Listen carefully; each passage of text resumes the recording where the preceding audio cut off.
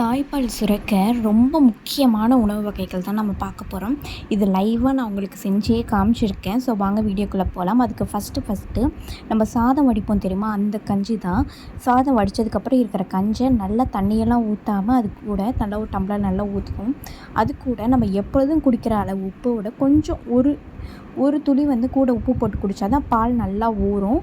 So நல்லா தூள் உப்பு கொஞ்சமாக போட்டு குடிச்சிக்கோங்க. அதை நல்லா கலக்கிட்டு குடிச்சிங்கன்னு வச்சுக்கோங்களேன், தாய்ப்பால் அப்படி ஊறுங்க. பால் கட்டிக்கிற அளவுக்கு நல்லா பால் நல்லா ஊறும்.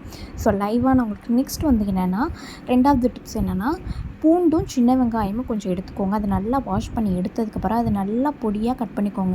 ஓரளவுக்கு பொடியாக நல்லா சாப் பண்ணி எடுத்துக்கிட்டிங்கன்னு வச்சுக்கோங்க. இது என்னென்னா ரொம்ப நல்லது. சின்ன வெங்காயமும் பூண்டு நார்மலாக தாய்ப்பால் சுரக்க ரொம்ப ஒரு நல்ல உணவாகவே இருக்குது. இது என்ன பண்ணுறீங்கன்னா, நல்லா கட் பண்ணதுக்கப்புறம் ஒரு எண்ணெய் சட்டியில் நெய் ஊற்றிக்கோங்க. அப்படி எண்ணெய் இருந்தாலும் ஓகே, நல்லெண்ணெய் இல்லைன்னா கடலெண்ணெய். நெய் இருந்தால் கொஞ்சம் டேஸ்ட்டாக இருக்கும். ஸோ எல்லாமே போட்டு இந்த கட் பண்ணி வச்சுருக்க எல்லாத்தையும் போட்டு நல்லா வதக்கி எடுத்துக்கணும். நல்லா மொறுமொறுன்னு ஆகணும். நல்லா மொறுமொறுனால லைட்டாக ஒரு சிட்டிகை உப்பு, சாப்பிட கொஞ்சம் நல்லாயிருக்கும். நல்லா பார்த்திங்கன்னா நல்லா மொறுமொறு நல்லா ஃப்ரை ஆகிடுச்சு. ஆனதுக்கப்புறம் நல்லா அடுப்பை நல்லா ஆஃப் பண்ணிவிட்டு அது ரைஸு வெறும் சோறு கூட அந்த நம்ம செஞ்சு வச்சுருக்கோம் பார்த்திங்களா, சின்ன வெங்காயமும் பூண்டும் அதை வச்சு சாப்பிட்டோன்னா அவ்வளோ ஒரு டேஸ்ட்டாக இருக்குங்க. அந்த வெங்காயம் அவ்வளோ நல்ல மணமாக அவ்வளோ ஒரு நல்லாயிருக்கும். ஸோ நான் உங்களுக்கு லைவாகவே காமிச்சிருக்கேன் பார்த்திங்களா. ஸோ இது சாப்பிட்டதுக்கப்புறமே தாய்ப்பால் எனக்கு அப்படி நல்லா சுரக்க ஆரம்பிச்சிச்சு. ஸோ பால் கட்டுற அளவுக்கு நல்லா சுரக்கும். நீங்களும் யூஸ் பண்ணி பாருங்கள் இந்த டிப்ஸ் எல்லாம். ஸோ நீங்களாம் டெஸ்ட் பண்ணி பார்த்துட்டு எனக்கு கமெண்ட் பண்ணுங்கள்.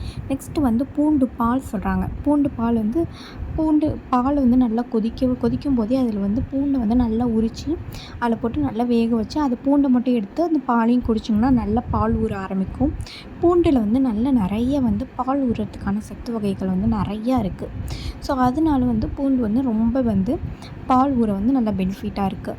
நெக்ஸ்ட் இதில் என்ன அப்படிங்கன்னா பார்த்திங்கன்னா, இது குடிக்கிறதுனால நம்ம உடம்புல இருக்கிற தேவையில்லாத கொழுப்புகள்லாம் குறைய இது ரொம்ப யூஸ்ஃபுல்லாக இருக்கும். அது மட்டும் இல்லாமல் இந்த பூண்டை நம்ம சாப்பிட்றதுனால குழந்தைங்களுக்கும் ரொம்ப அந்த பெனிஃபிட் ஏற்றுக்குது. ஓகேங்களா. ஸோ உங்களோட உடல் பருமனை சீராக வச்சுக்கவும் இது ரொம்ப யூஸ்ஃபுல்லாக இருக்கிறதுனால நீங்கள் இதை தொடர்ந்து குடிச்சிட்டு வாங்க.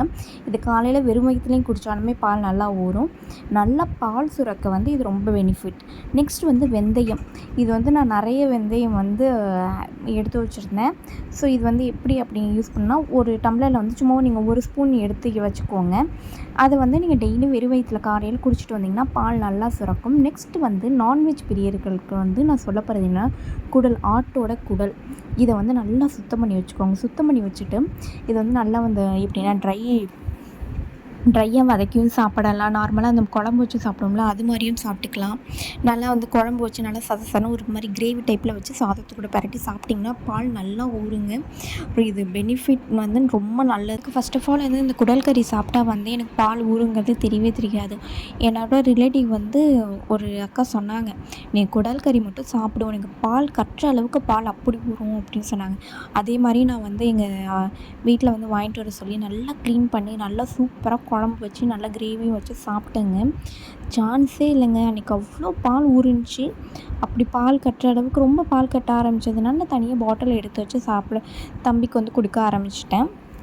அது மட்டும் இல்லை, ரஸ்க்கு சாப்பிட்றதுனாலே பால் நல்லா ஊறுது அப்படிங்கிறாங்க. நீங்கள் இதெல்லாம் டெஸ்ட் பண்ணி பாருங்கள். நெக்ஸ்ட் நான் சொன்னேன் தெரியுமா, அந்த சுறா மீன், அதுவும் ரொம்ப பெனிஃபிட்டில் அதுவும் வருது. அப்புறம் பால் நிறைய குடிங்க. அது மட்டும் இல்லாமல் வாட்டர் நிறைய இன்டேக் பண்ணிக்கோங்க. தண்ணி குடிக்கிறதுனாலையும் நம்மளோட உடலில் இருக்கிற தேவையில்லாத இந்த கொழுப்புகள், தேவையில்லாத ஒரு கழிவுகள்லாம் வெளியேறதுனால நம்மளுக்கு பால் நல்லா ஊறும். அப்போ தான் நம்மளுக்கு மன அழுத்தமும் இல்லாமல் இருக்கும். நிறையா தண்ணி குடிங்க. ஓகேங்களா. ஸோ அது மாதிரி பால் நிறைய எடுத்துக்கோங்க. காலையில், நைட்டு, அது மாதிரி பால் நிறைய எடுத்துக்கோங்க. டீ காஃபி விட்டுட்டு மில்க் கொஞ்சம் எடுத்துக்கோங்க. அடுத்தது சொன்னேன்னா சுறா மீன் சாப்பிட்றதுனால நல்லா பால் ஊறுங்க. ஆல்ரெடி எல்லோரும் நிறைய பேர் சொல்லியிருப்பாங்க, சுறா மீன் செஞ்சு சாப்பிடுங்க. ஏன்னா நிறைய பாட்டிங்கெலாம் நம்ம சொல்லியிருப்பாங்க, நீ சுறா மீன் சாப்பிட்டு உனக்கு பால் நல்லா ஊறும். அதே மாதிரி தான். பட் ஆனால் எனக்கு சுறா புட்டு நான் எதுவும் சாப்பிட்டது கிடையாது. எனக்கு ஃபர்ஸ்ட் ஆஃப் ஆல் இந்த நான்வெஜ் இந்த நான்வெஜ்ஜில் இந்த கருவாடு, இந்த கடல் மீன் எனக்கு பிடிக்காதனால நான் இது அவாய்ட் பண்ணிக்கிறேன். நான் மற்ற எல்லாமே ட்ரை பண்ணேன். நீங்கள் ட்ரை பண்ணி பார்த்துட்டு எனக்கு கமெண்ட் பண்ணேன். தேங்க்யூ ஃபார் வாட்சிங். ப்ளீஸ் சப்ஸ்கிரைப் பண்ண மறந்துங்க. தேங்க்யூ ஃபார் வாட்சிங்.